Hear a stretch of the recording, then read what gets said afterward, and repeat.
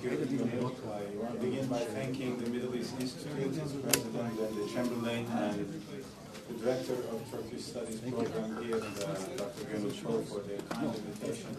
And thank you all for coming to the event today. We spoke about a year ago, I think, here, the same event, so I congratulate the Center for making this an established conference now in Turkey.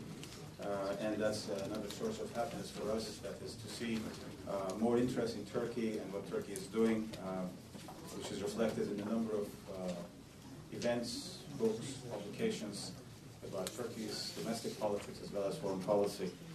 And, well, as you all know, we just had the major elections on June the 12th in Turkey, which resulted in something historic in some regards. For the first time, a political party has been able to increase its votes and receive a third mandate in a row. This never happened in our history before, the only exception being, obviously, the Democrat Party in the 1950s, but in its third election, as you know, the Democrat Party had lost some points. Now, what does that mean? How to interpret this? So I will begin with a few remarks about this and then move on to the post-election agenda and what's happening on our foreign policy agenda in the months to come. The June 12th elections, I think, show that the vast majority of the Turkish voters have voted for stability. They want to continue the same model of development as it was developed and implemented by the ruling government, ruling party, Justice and Development Party, or AK Party. And the model of development that the AK Party has put out there is based on three main legs or components. The first is democratization in domestic politics. The second is economic development. And the third, active foreign policy. And all three are interrelated. Democratization, obviously, is an integral part of the process of normalization. In Turkey, in many respects, we are dealing with issues that have been either delayed or simply mishandled by the state, by the government for many, many years. The civilian-military relations, the Kurdish issue, minority rights, non-Muslim minorities in Turkey, freedom of press, all these issues have become chronic issues in our history of democracy. And on top of all of that, as you know, Turkey has suffered three major military coups and a number of other attempts to destabilize or overthrow the governments elected in elections. If you look at it from that point of view, this process of democratization is an important component of what I call the normalization of history and geography in Turkey. I'll come back to that in a few minutes. On the economic front, as you know, the economic story of Turkey over the last 7-8 years has been a really remarkable one, despite the financial crisis, despite structural problems within the Turkish economy. Our labor force, or labor quality, development has continued almost unabated. And now Turkey is the 17th largest economy, according to some calculations, 16th largest economy, and 6th largest in Europe. And it looks like this trend will continue in the years to come, as I think the president of the former president of World Bank has put it, Turkey has the best economic team in the world right now. And really, in terms of macro level economics, or in terms of distribution of wealth, new investment areas, FDI, foreign trade, etc., in all of these areas, inflation, banking system, etc., Turkish economy is strong and seems to remain the same in the new term. Of course, this was an important part of the election campaign also. Particularly the Prime Minister Erdogan ran, I think, a good part of his election on services, on economic development, on the economic success of his government.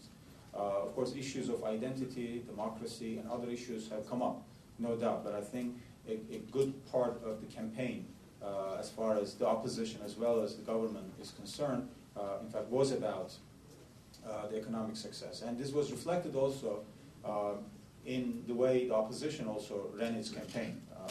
The Republican Party, which is known for its, as you know, secularist position on issues of identity and democracy, etc., also ran a campaign mostly concentrating on politics of issues, projects, issues, economic issues, etc., which is a good thing, I believe, in my assessment for Turkish democracy.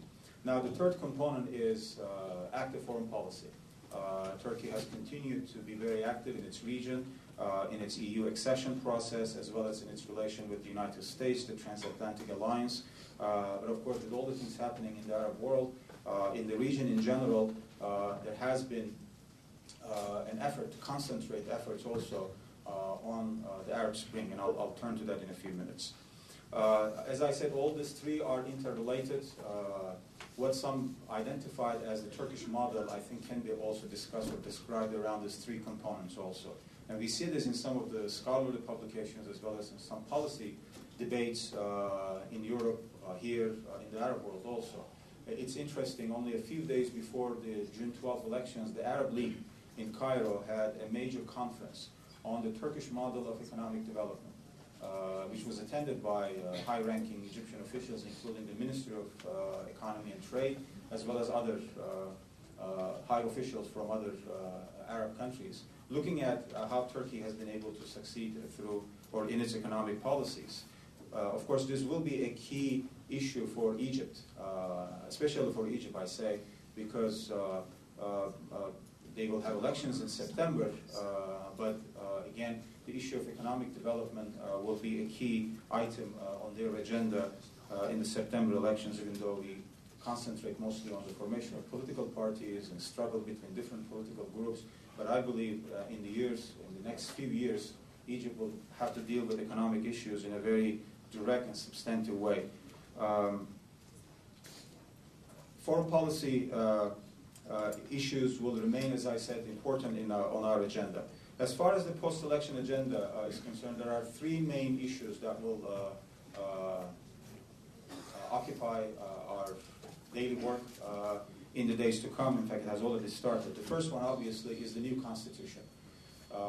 Writing a new constitution has been a long-standing issue in Turkey. The current constitution that we have was passed in 1982 after the 1980 military coup, and there has been an endless debate about this constitution, how appropriate it is, does it really meet Turkey's demand for the 21st century.